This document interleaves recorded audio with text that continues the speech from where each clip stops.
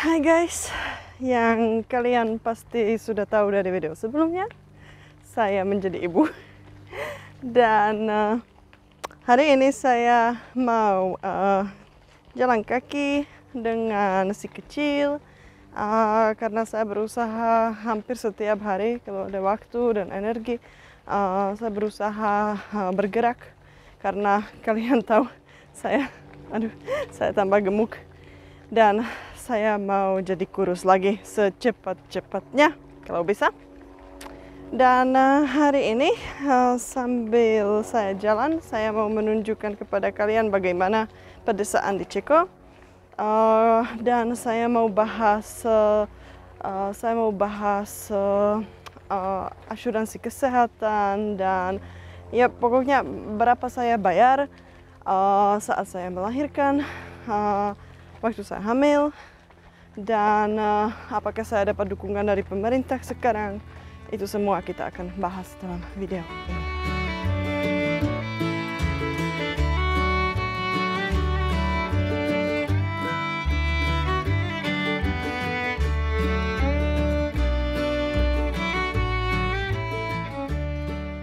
Saya di sini di Ceko tinggal bersama adik saya sekarang karena adik saya tinggal di rumah yang cukup besar. Jadi di sini ada kamar untuk saya dan juga mereka punya kebun. Jadi itu sedikit lebih nyaman daripada kalau saya ada di apartemen. Karena dulu kami tinggal di apartemen bersama ibu dan bapak saya. Tapi saya pikir karena ada bayi, lebih baik ada kebun. Jadi bisa habiskan banyak waktu di luar. Bisa santai dan begitu. Saya memutuskan untuk kembali ke Ceko karena saya sedikit takut sebenarnya. Karena saya sekarang umur 33 tahun dan ini anak saya yang pertama. Dan waktu saya masih di Indonesia dan saya diperiksa oleh dokter, mereka sedikit kaget karena umur saya. Jadi mereka langsung bilang bahwa ada risiko besar, ada kemungkinan mungkin ada yang bisa terjadi kepada saya atau kepada bayi. Jadi saya memutuskan lebih baik saya pulang. Sebenarnya di sini dokter di Ceko bilang tidak ada risiko, semuanya aman, saya tidak ada masalah sama sekali. Saya bahkan tidak mual selama 9 bulan. Saya merasa oke, baik-baik saja. Saya hanya tambah gemuk. Tapi itu saja. Jadi semuanya oke. Saya sebenarnya menikmati 9 bulan ini. Dan saya tidak merasa sakit atau tidak ada yang mengganggu saya.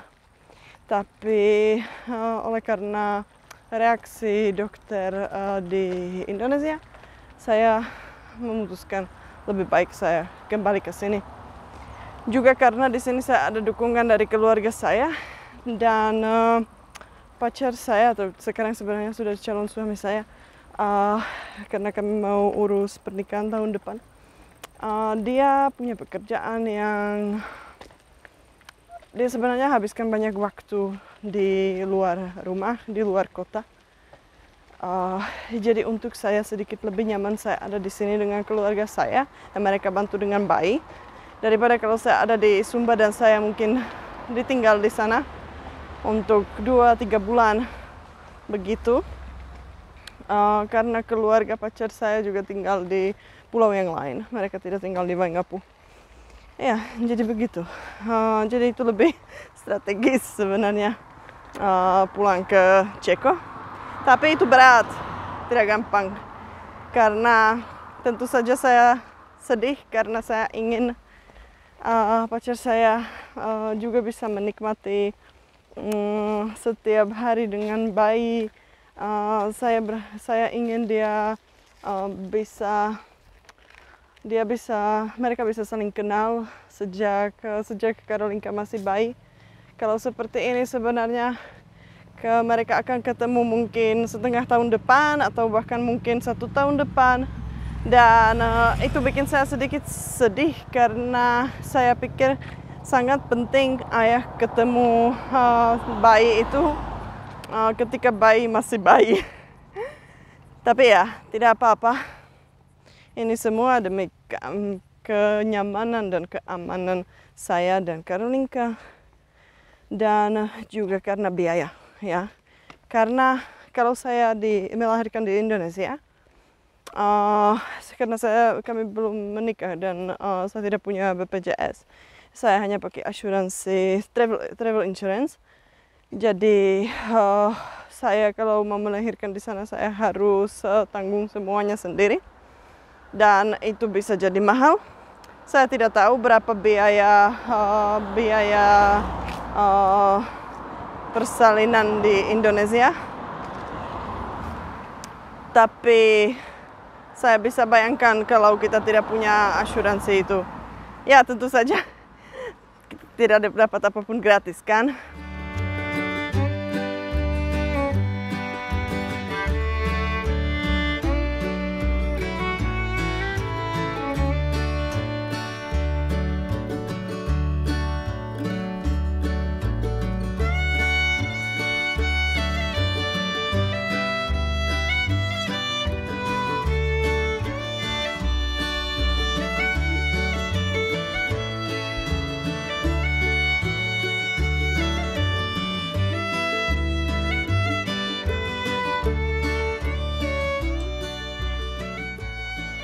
Aduh, Karolinka tadi menangis. Saya sebenarnya pikir saya bisa sepanjang jalan bisa rekam video dan mengobrol, berbicara, tapi ternyata tidak bisa. Karena dia mulai menangis dan dia menangis hampir setengah jam. Jadi, kalau di Ceko, semua orang wajib bayar asuransi kesehatan. Itu wajib. Kalau saya tidak bekerja misalnya, saya harus bayar itu sendiri setiap bulan. Tapi kalau saya bekerja, itu langsung dipotong dari gaji. Dan kalau saya sakit, saya masuk rumah sakit atau butuh bayar obat atau beli obat atau apa saja, itu dibayar dari asuransi kesehatan ini. Jadi sistem asuransi kesehatan di sini tidak sama seperti di Amerika misalnya. Di sana orang seperti menabung untuk bisa membiayai operasi atau obat untuk diri sendiri. Tapi kalau di sini saya kasih uang setiap bulan kepada pemerintah dan semua uang itu terkumpul, dan kalau saya sakit itu langsung dibayar. Tapi bukan dari uang saya, tapi dari semua uang yang ada di sana. Begitu. Dan di sini hampir semuanya gratis, atau gratis ya. Ya saya bilang gratis, tapi sebenarnya kan karena kita wajib bayar setiap bulan, jadi tidak ada yang gratis. Jadi misalnya waktu saya melahirkan atau selama 9 bulan yang selama 6 bulan yang saya ada di sini ya, tapi biasanya selama 9 bulan kita hamil, kita di sini tidak bayar apapun. Mungkin hanya obat khusus atau vitamin dan begitu, tapi banyak obat dan vitamin juga kita dikasih gratis. Dan semua appointment di dokter itu juga gratis, tidak bayar apapun. Dan waktu saya melahirkan, saya juga tidak keluarkan satu pun corona. Saya tidak, semuanya juga waktu setelah saya melahirkan saya masih ada di rumah sakit, itu juga gratis untuk 3 hari atau 4 hari. Jadi itu sangat bagus. Jadi yang saya tadi sudah bilang, ini salah satu alasan kenapa saya tidak mau melahirkan di Indonesia, karena saya sebagai orang asing pasti harus keluarkan sangat banyak uang di sana, sedangkan di sini semuanya gratis.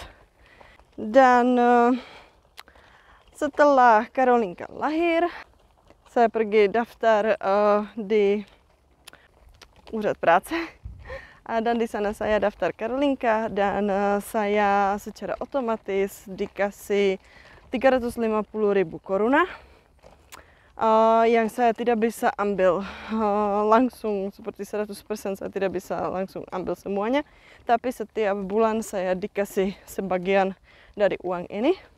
Uang ini dikasih kepada semua ibu di Ceko. Dan Kalau saya misalnya karena saya tidak bekerja sebelum saya hamil, jadi saya tidak bisa memilih berapa uang saya mau dapat setiap bulan. Karena kita bisa memilih seperti 350.000 koruna, dan saya mau dapat dukungan ini selama 1 tahun.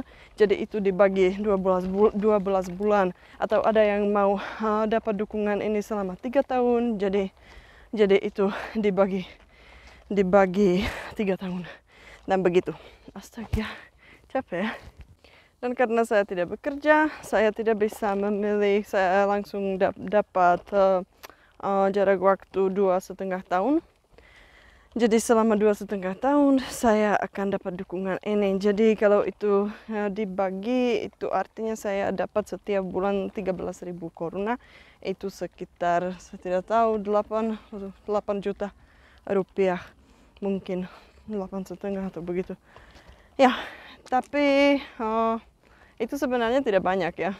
Kalau kita harus bayar semuanya seperti pampers dan staff-staff yang lain untuk bayi, itu tidak cukup. Apalagi kalau misalnya saya di sini sendiri, saya tidak punya suami di sini. Kalau biasanya kalau ada ibu yang dapat dukungan ini dan suaminya bekerja, itu cukup. Tapi kalau begini tidak cukup. Tapi saya ada rencana, saya nanti mau buat video yang lain tentang topik ini. Berapa uang saya harus keluar setiap bulan untuk kebutuhan bayi. Aduh, capek ya. Tapi saya sangat-sangat suka suasana di pedesaan di Ceko, dan cuaca ini sudah mau mulai musim gugur. Dan jadi tidak terlalu panas, tapi juga belum begitu dingin. Itu yang saya suka. Ya, dan kami juga dapat banyak hadiah. Misalnya waktu saya daftar Karolinka di tempat itu asuransi, perusahaan asuransi, itu dia langsung dikasih hadiah. Jadi ada baju, ada dot, ada banyak, ada mainan. Dan di rumah sakit saya juga dikasih hadiah. Di sana dia dikasih obat, vitamin D, karena itu penting. Dan ada banyak barang yang lain, tidak mahal, tapi ya lebih bagus kita dapat sesuatu daripada kalau kita tidak dapat apa-apa kan. Oke, kalian bisa dengar ini Karolinka terbangun dan dia menangis lagi. Jadi saya pikir ini sudah cukup. Mungkin lain kali kita bisa bahas lebih banyak. Jadi terima kasih kalian sudah menonton video ini. Kalau kalian ada pertanyaan tentang sistem sosial atau asuransi kesehatan di Ceko, atau tentang rumah sakit bersalin atau apa saja, tentang topik apa saja tentang Ceko, kalian bisa menulis komentar di bawah. Dan jangan lupa kasih like, jangan lupa subscribe, dan sampai ketemu lain kali. Dadah.